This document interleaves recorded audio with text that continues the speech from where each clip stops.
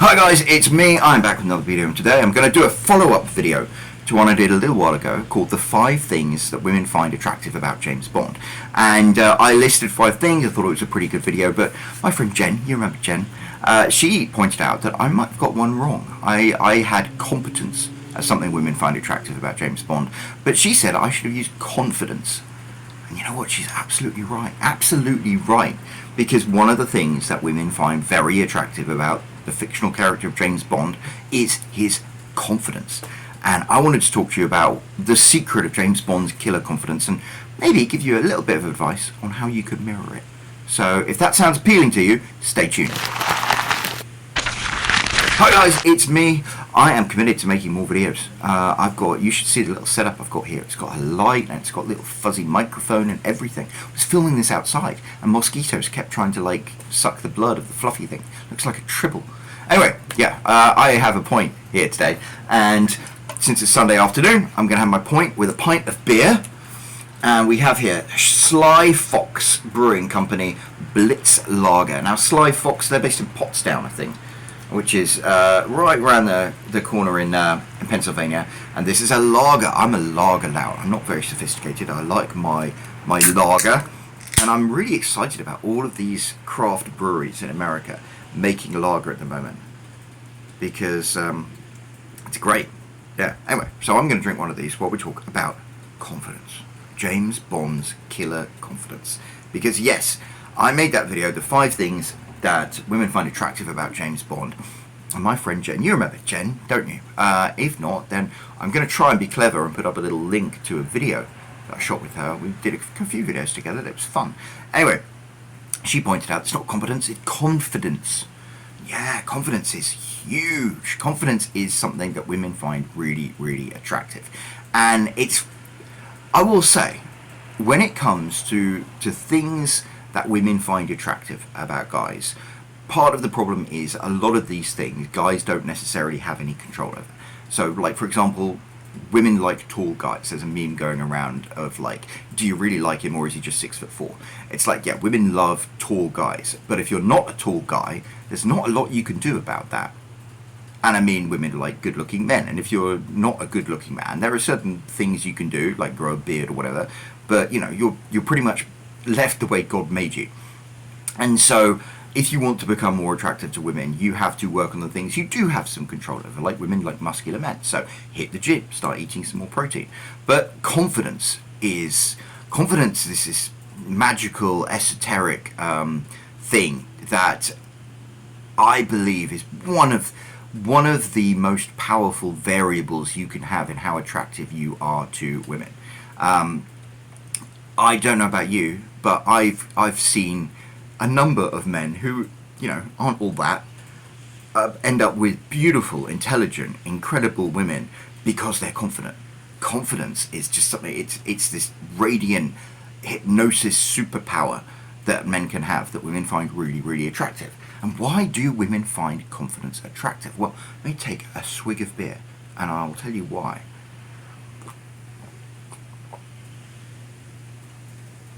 Sly Fox Brewing. Bloody good stuff. Right. Confidence. I believe men and women are kind of programmed differently. And I know we live in 2025 and everyone's talking about trans rights and men can be women and women can be men and stuff like that. And sure, 90% of men and women are programmed differently. It's like a Lincoln Town Car and a Ford Crown Victoria. They're basically the same cars, but they're built differently. They're badged differently.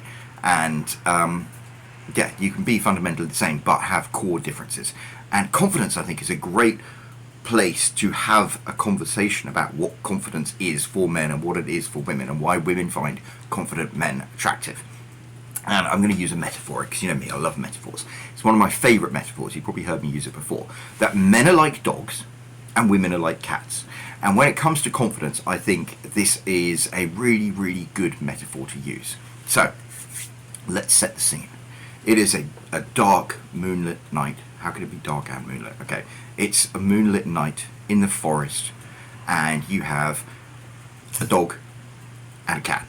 And the dog, let's imagine the dog's my dog Ruby. Like my dog Ruby is 60 pounds of meat and muscle. She's got the brain of a potato, but she's beefy. And so imagine that you have a boy dog who's like that, beefy Beagle Bulldog mix out looking for some food because this dog is hungry. And the other side you have a cat, like my cat Salem. And I'm gender swapping the animals here. So let's imagine Salem is a girl. And Salem is the most beautiful 15-pound cat you've ever seen. 15 pounds is very small, but this is a perfection, a killing machine perfection. A jet black cat with these little sharp toothies. And she also is roaming the forest at night, hungry for a meal because she hasn't eaten in a while. And they come across a 15-pound jackrabbit, an American jackrabbit. Classic piece of American wildlife there. Jackrabbits, 15, 20 pounds of rabbit, and they're amazing creatures. And they've got these huge hind legs that can make them jump really high and run really fast. They're really fast animals. But the dog and the cat, they see this jackrabbit. The jackrabbit is nibbling on some grass, hasn't noticed them, and they're like, that is dinner. So, how do they approach this? Both animals are confident that they can have this animal for dinner, but how do they approach it? If you're a dog, everything is very, very simple. There is one thing between you and this delicious jackrabbit, and that is the distance between you. Because jackrabbits, as I said, they've got these powerful back legs, they're fast. If this jackrabbit notices the dog, then it's gone, and the dog will never be able to catch up. So, Ruby the dog has to burst out of the trees and the bushes and cover that ground between him and the jackrabbit, jump on the jackrabbit, get his jaws round the jackrabbit's neck, and then go, because that's how dogs do it. Dogs run fast, wrap their jaws around the throat, and then bite, and they've got enough strength in that jaw to just snap the neck of whatever animal it is they want to kill. So, it's a challenge, but it is a very straightforward challenge for the dog. Now let's look at the cat, our metaphorical female in this situation. So, Salem the cat can also kill this jackrabbit, because Salem the cat is one of the most perfect killing machines ever designed. But she has to approach the whole situation differently, because the jackrabbit is about the same weight, maybe a little heavier than Salem is, and has those huge feet. If you've ever seen a big rabbit, like some family friends of ours had a beautiful big pet rabbit that thumped the floor with these huge legs. Yeah, a jackrabbit. The jackrabbit gets both those feet into a cat. It will send little Salem the cat flying across the clearing. It could kill Salem outright. It could snap Salem's spine and leave her paralyzed. So yeah, this cat realizes that this jackrabbit can be dinner. But this jackrabbit also, if she gets things wrong, could kill her or leave her paralyzed or just knock her flying across the clearing. So she has to get everything perfect. She has to sneak through the bushes to close the gap, because she too has the problem the dog has, which is that this jackrabbit is much faster. So if this jackrabbit spots her, he's off, she's never going to catch him. So she has to get as close as she can while in cover. But also, she has to plot out the plan of attack. It's like she has to jump and get on the back of the jackrabbit to stay away from those big feet, and then she has to sink her teeth into the jackrabbit's throat. But a cat's not like a dog. A cat has a tiny little mouth, so you can't just wrap your jaws around the neck and then go crunch and snap. No, that's just basically leverage. And really, where a cat kills its prey is with those back feet. If you've ever seen that film Jurassic Park, where Dr. Grant is explaining how velociraptors kill their prey with these big sharp claws. That's what cats do with their claws.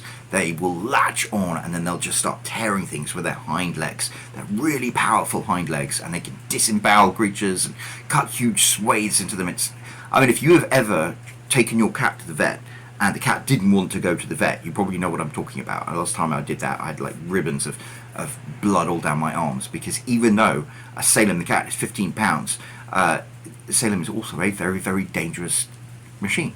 And so, yeah, if our hypothetical cat can just jump on the back and get everything right, then she has got her prey exactly where she wants him. She'll cripple him, let him limp away, and then jump on him and kill him, and everything's fine. But she has to get everything right. And to me, that's the difference between how the world is a lot of the time for men or women. For men, it's kind of straightforward. If you're the dog, you just have to run across the clearing, grab that rabbit, and it's job done. Whereas if you're a woman, the world is often a lot more complicated, and there are a lot more steps you have to go through to get things done, and the consequences of not getting things done right can be much more serious, and that's exhausting. I think being a modern woman is probably absolutely exhausting in a way that most of us men don't really appreciate, because there is so much that you are responsible for, and the consequences of getting it wrong can be so serious that a lot of the time a modern woman's life is spent having to, she's confident she's going to be able to do the things she needs to do, but she has to do this thing first, and she has to do this thing first, and this has to happen, and this has to happen. And so she's confident in being able to accomplish this as long as this long string of things that she has to do first are all set up right. As long as all her ducks are in a row, the dominoes will fall like a house of cards, and she'll accomplish what she wants to accomplish. Whereas men, it's kind of simple. And women look at men who are confident that they will be able to accomplish what it is, and it's very attractive to them, because if a man like that chooses a woman, then he will take a huge amount of burden off her shoulders. I think that's it. A female friend of mine said to me that the most attractive and sexiest words a man can say is when she explains some problem or some situation, he's like, "I'll take care of it."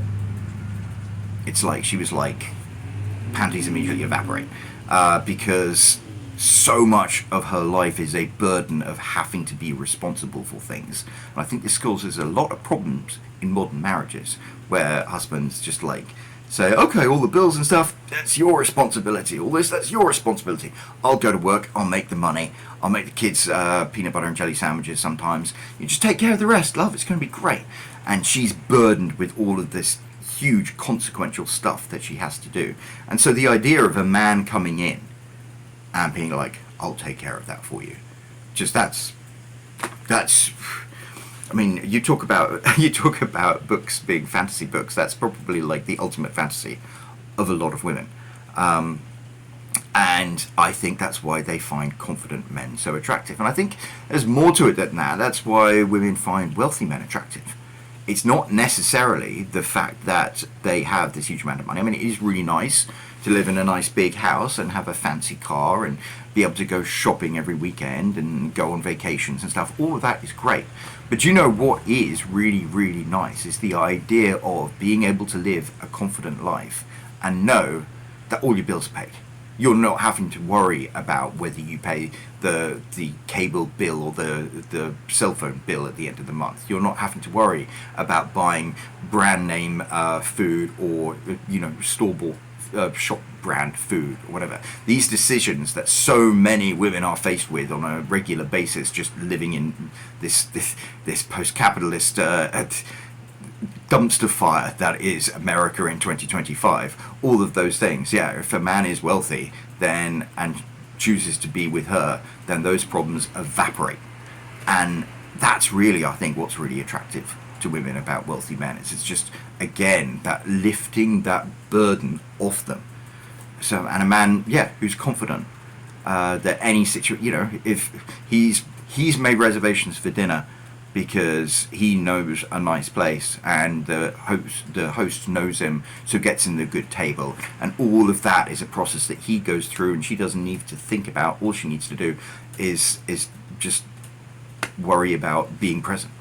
Like, I think that's what a confident man can do for a woman, is just unburden her from all this responsibility she has and give her the gift of being in the present. That's why they call the present, because it is a gift.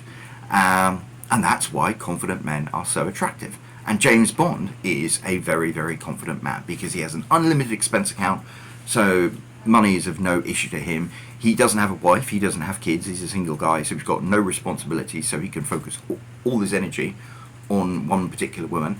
And whether it's like being able to pay your hotel check, or whether it's being attacked by a bunch of people, James Bond has it covered. I'll take care of it. because he is a very dangerous man, and he's also a man of great resources. And so there we go. That's why James Bond is attractive, and that's why confidence plays such a huge part in that. So, if you are a guy and you want to be more attractive to women, how can you mirror some of James Bond's confidence? What is it that you can do to give yourself more confidence, or have more confidence, or project more confidence?